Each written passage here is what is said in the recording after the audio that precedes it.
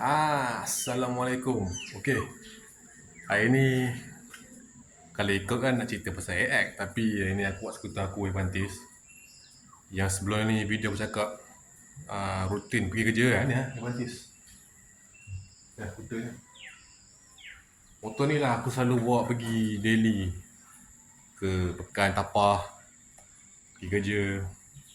AX tu aku simpan lah. AX tu more kepada jalan jauh.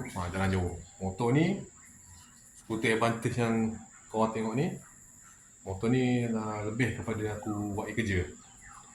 Pergi kerja, pergi kedai, kadang-kadang jalan-jalan bawa anak aku. AX tu boleh buat kerja, tapi aku lebih kepada ni lah. AX tu lebih kepada ride long distance lah. Yang skuter kan, cc dah besar, sedap, bawa jauh. Ni lah skuternya. Tapi ni skuter rumah aku, dia tak pakai.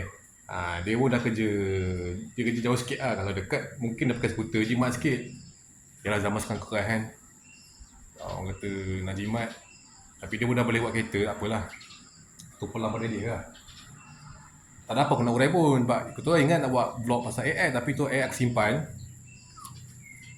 Buat skuter ni lah, Avantis yang korang tengok ni lah. Tapi tu lah, InsyaAllah ada rezeki, aku akan cerita sikit pasal AX tu. Hari ni vlog random lah, vlog panggil vlog santai lah. Sebab aku tak ada rekod lama, sebab payahlah pakai Android kan. Android kalau kau rekod lama, memori full. Itulah.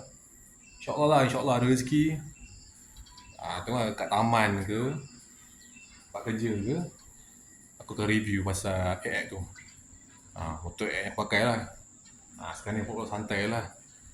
Kau jangan terkejut lah pakai ni. Bukan pergi ride, kerja tengah panas. Aku kerja kereta api. Kerja kereta api ni biasa memang panas. Tak perlu tahu lah jabatan apa, tak perlu tahu kat mana, memang kerja kereta api.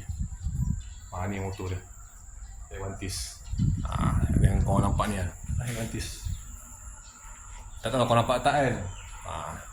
Tengoklah, InsyaAllah ada rezeki, ada masa, aku akan review pasal AX200. Semua tu dah aku tunjuk ini ya. Motor cari makan, motor cari rezeki. Ini yang motor dia, rezeki. InsyaAllah kita sambung balik video akan datang. Okay, Assalamualaikum.